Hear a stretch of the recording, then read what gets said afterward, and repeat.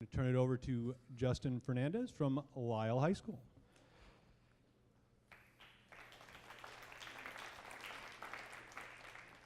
Thank you, I want to start off by thanking everybody who came out to the open house and seeing all of our presentations. It means a lot to us. We've worked very hard on all of our projects. I know all 5 groups have. I know I have. In the picture is my partner, Jake. He's from Glenbard North.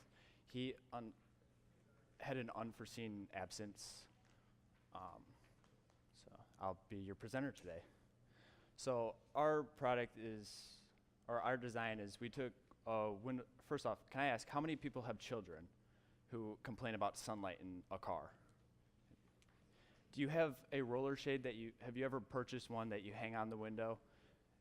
So we took one of those and we redesigned it so that it didn't have that black fabric mesh in it. We put a vinyl in there, but then we coated the vinyl in a solution that I'll explain a little bit later on in the presentation. But we redesigned that to help visibility and other things. So our statement purpose is basically we took a baby visor or a window visor and changed the mesh from, as you can see in the photo, from this mesh to more of a vinyl that will be coated with the solution. And these are mostly going to be used on cars that don't have tinted windows, SUVs that may or may not have tinted windows. I do know a lot of manufacturers now are putting tinted windows on SUVs, and now we're starting to go to cars. But for older SUVs, like my 2001 Blazer, it would be more sufficient for me because I don't have very dark tinted windows, if much at all. And I have younger brothers, and I have to drive them around a lot. So much fun. They're 3 and 8, so a lot of fun. So this is what I would use. Sorry. So basically, yeah, that's our problem statement. I'm not going to read this word for word. Don't worry. I'm not going to bore you too much. But basically, to summarize it, is we found a problem that these were insufficient in visibility. Also, a lot of them claim to protect from UV rays, which we decided was false because they have a bunch of holes in them. So we redesigned that to have more of a set, clear vinyl that doesn't have holes in it, so it'll block ultraviolet rays. And that's pretty much what we did, to summarize that. So our validation of the purpose, we did a lot of research on Amazon, Toys R Us, Babies R Us, just looking at product reviews for not only the one that we chose to modify or innovate on, but also other ones. A lot of people were saying, as you can see on the PowerPoint, a lot of people were saying it claims to protect from ultraviolet light, but it's got a ton of holes in it. How does it do that? And we agreed with them. It's got a ton of holes in it. How does it protect? So ours has no holes in it, as you can see on this car door that we borrowed from Mr. Zolad's, that ours has no holes in it. I'll explain later about how it's more opaque and not transparent. So we wanted to fix that, the hole part. Also, like I said, I have younger siblings, and I check my blind spot. I'm one of the drivers who does. So I look over my shoulder and I see that mesh, and it's just a black wall because of the way you look out the mesh. This, you should hopefully not have any obstruction of view. So that's pretty much our purpose, was to innovate on the current window wellers to make mostly visibility better, change the ultraviolet ray let through, and a couple other things that we were yet to work on. We surveyed about 100 people. We got a little bit of a late start on this, so we didn't get as many surveys out as we hoped we would. But of the ones that we did get back, we asked a couple questions like, would you buy this? Would you put this in your car? Do you think it's practical? And out of most of our things, a lot of people were answering, yes, I would buy this. Yes, I think it's practical. Yes, pretty much. Either that or they were unsure of if they would put it in their car or buy it. So some of the existing products that are out there now, I'm sure everybody's seen the commercials for the transitions glasses. Sorry about that. They use sort of the same technology. They've obviously had more research and more time to perfect this technology than we have, and we've had. Also, a lot of car windows are now starting to incorporate the technology into their newer cars, 2014, 2015 model cars. And I know a lot of high-rises will also use this on their windows because blinds kind of look tacky, and just straight sunlight is blinding on people's eyes. So I know they'll use this transitioning darkening technology on their windows. We did a lot of research too on the actual technology itself. We looked into how it works, what it's made of. It's actually a chemical reaction that is triggered by ultraviolet light or sunlight. We have technology now that we can mimic sunlight. It's a black light, basically. So I have a black light flashlight that I'll use to demonstrate some of the stuff in a little bit. But it's a silver chloride mix. When the ultraviolet light hits it, it changes its structure to not let as much visible light through. It'll also darken in color too. So our design, we took some vinyl. We got a couple rolls of vinyl. We ended up getting 8 gauge and 12 gauge vinyl. And we cut them into squares, about 4 inches by 4 inches. We were gonna use those as our test squares. And then we went to LCR Hallcrest. They're a local company based out of Glenville, Illinois, who sells photochromic solution. And there's a picture of the 3 solutions we got. We ended up getting red, blue, and yellow. We couldn't get black. And so when we developed it, we started with the solutions, and then we mixed them with a binder that we got. It's like a very thick glue. It's all a water-based solution, so it's non-toxic, it's non-hurtful to you. If you get it on your skin, trust me, I got it on my skin. It was pretty cool when I walked outside and I turned blue. So we mixed that on a couple plates. Those plates change colors too now. And we laid out the 4x4 squares in a grid. So we laid it out 12 on top, 8 gauge on the bottom, and in columns. 1 column's yellow, 1 column's red, 1 column's blue. So, and then we took a paint roller at the time and just lightly rolled on the solution and let it sit overnight to dry. This photo on the left, I know a lot of people now think things are photoshopped. That is not photoshopped. That's actually how dark it got out into direct sunlight. Those are the full colors of this board right here. On the bottom of this, there are 2 pieces of clear vinyl as more of a control with nothing on them. So that's how dark they actually got in direct sunlight.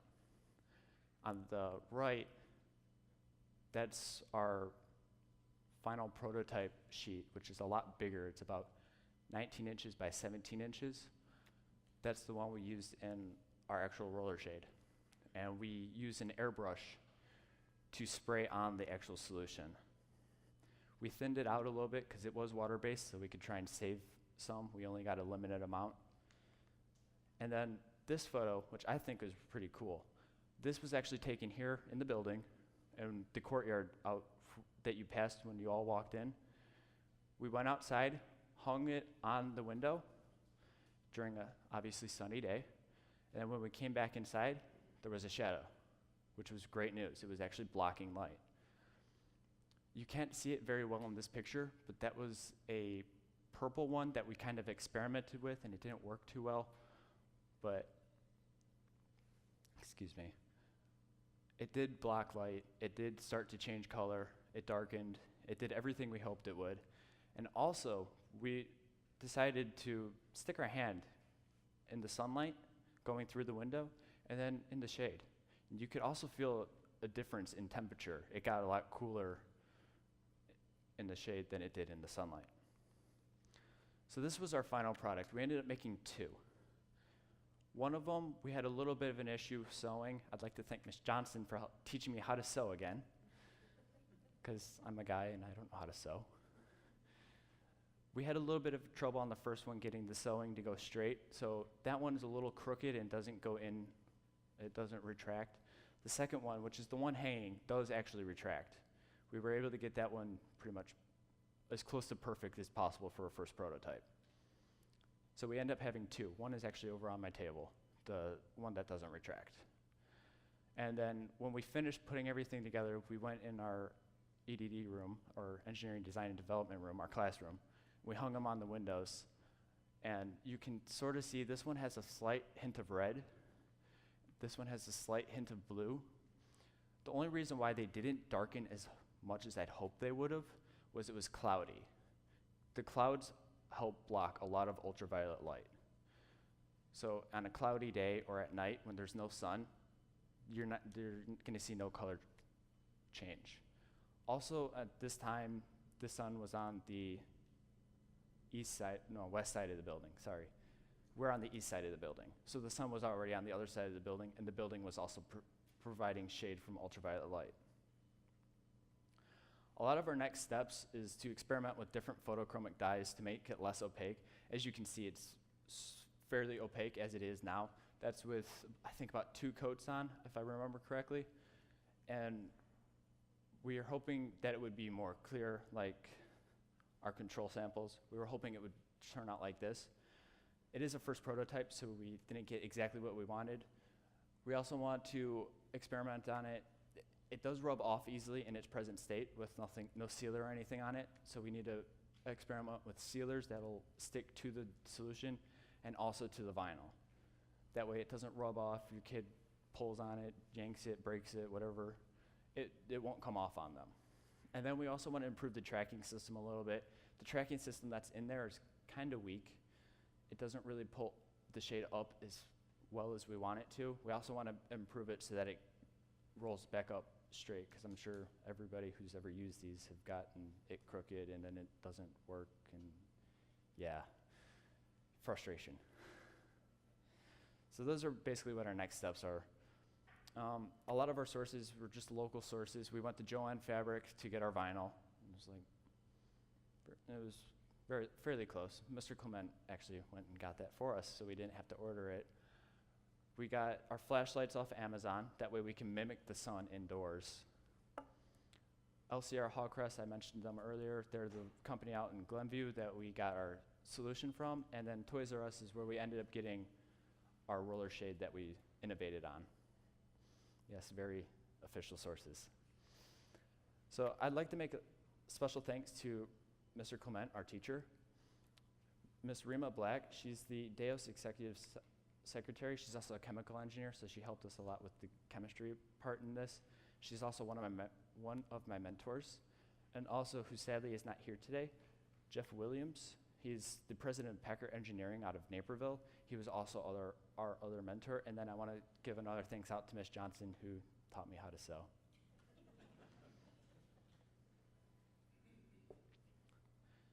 And that's the end of my presentation. Any questions from the panel or anyone in the audience?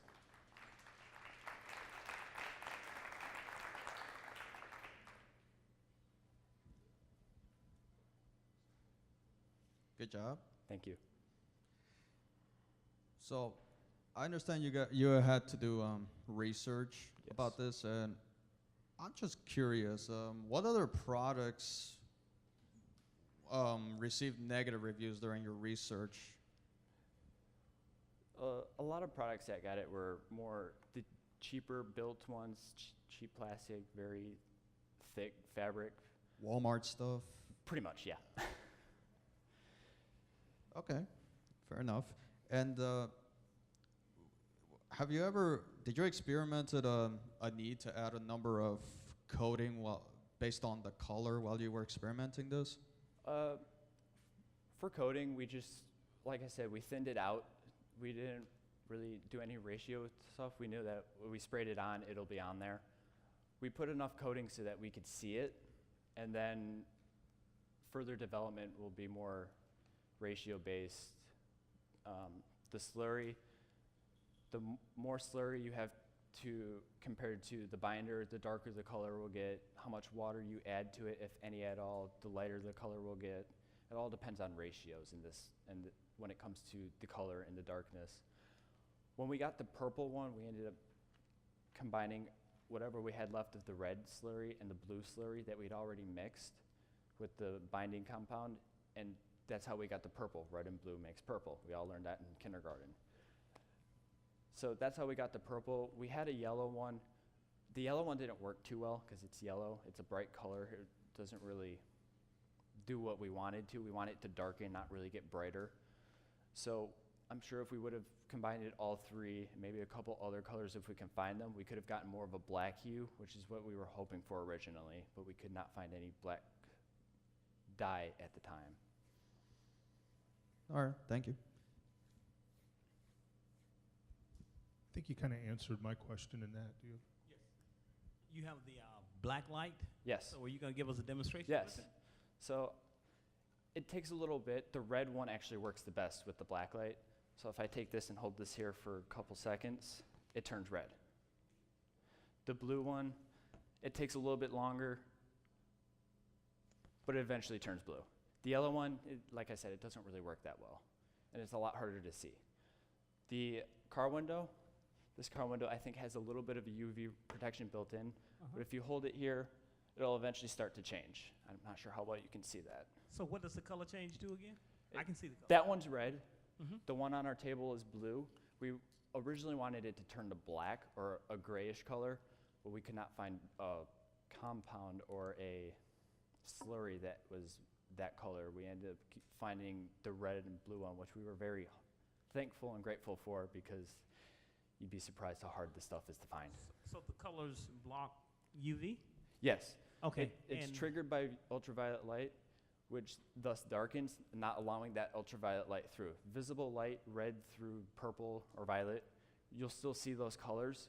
The ultraviolet light will not come through. And how well can you see out of that window? That one, in its present state, it's fairly opaque. It's a first prototype, so we want to do a lot more revision and experimentation, trying to get a more clear, transparent dye and the end result when it doesn't have ultraviolet light going through it, and then we want to hopefully get more of a grayish, blackish color when the light does go through it. Basically, I don't think I mentioned this, but basically the whole point is that when you look over your shoulder and you can see out your window at the person trying to pass you or cut you off. It's Chicago. We all know how everybody knows how to drive. That, and also at night, if you forget that shade up, it makes it virtually impossible to see out of. Dark outside, you're looking through a black mesh, you can't see anything. Black on black, you're gonna see black. So the point is that this now goes clear when there's no sunlight and you can see out of it. That's the concept that we were going for. Unfortunately, as you can see in the car window, it didn't go as clear as we wanted it to. It left a more opaque, but that's mostly the dye left over that's still on the actual sheet versus the, I'm sorry, I lost my train of thought. That's more the dye left over once the water part in it evaporated and it left the dye. We're hoping to find more of a clear dye, kind of like what Transitions uses. I'm not sure exactly their production run, and I'm sure I never will know because it's Transitions. They got to keep their things secret for competition and competitive company purposes, which I'm sure we can all understand.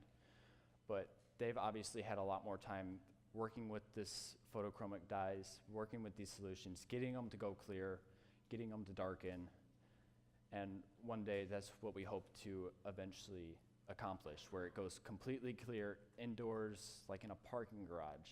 You're not going to get any sunlight in a parking garage. It'll go clear in there. You're outside driving, it's 80 degrees outside, not a cloud in the sky, and blinding sun on I-55 heading south.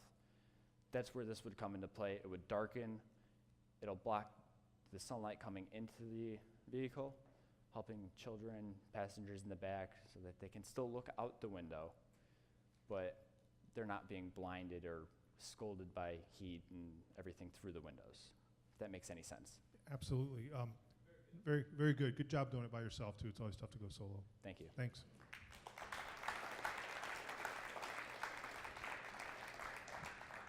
I'd like to ask, is there any questions from anybody in the audience? You? We wanted to originally use black. We had a hard time just finding these alone.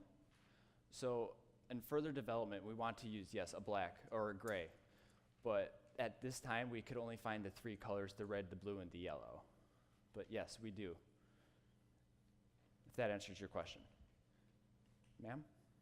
So it's starting out there, if you eventually get to the black dye, Yes. when it turns black and you turn to look into where your blind spot, are you still going to be able to see through it? We want it to not turn pitch black like my suit. We want it to be more of a medium to light gray, just so. Yeah, kind of like the mesh color, but the mesh, wish I would have brought it. If you look at it at a certain angle, you're just going to see the mesh, you're not going to see through the holes. Also, ours protects against ultraviolet light, where the mesh has a ton of holes in it. Anyone else? Sir? How did you overcome the problem of quick transition between, with the glasses, you can walk out in the sun and they turn their color, which is what's needed, which is black. But if you walk right back in, you can't see very well. That comes into the chemistry part of it. It's going to change instantly once that ultraviolet light hits the solution. That's how the chemistry part works. When you go back inside or the sunlight goes away, it'll fade not as fast back to clear. It'll have a transition time. The thing is, though, is when you're driving, the sun slowly sets anyway. So as the sun slowly sets, it's slowly transitioning back. So by the time the sun's all the way down, it should be clear, theoretically. Anyone else? Ma'am? As you know, small children like to put things in their mouth. Yes. If they were to nibble on that, is the material or the paints or chemicals used toxic in any way if ingested? The chemicals I do not believe are toxic. I would have to check on that. I don't remember off the top of my head. I did get a whole schematic and safety sheet and everything with that. I just have to check. I know it's in my notebook. What we want to do is we want to put some sort of either a second piece of vinyl on top of it that's clear, or a clear coat on top of it, something that's non-toxic, but it'll seal the dye so that they can't get to it, preventing anything like that from happening. Anyone else? No? Thank you Well, for your Justin, time. thank you. I appreciate it. Did a nice job. Wonderful job. And appreciate your knocking it out on your own. It's not an easy task. You just did 20 minutes on your own, and that's not only did you have a great product, you did a nice job presenting it. I'd also like to thank Mr. Zolads for donating his car door. Mr. Zolads, if we need to put this on before you go today, yeah, you know, I got a feeling driving home without that, you're going to get pulled over. So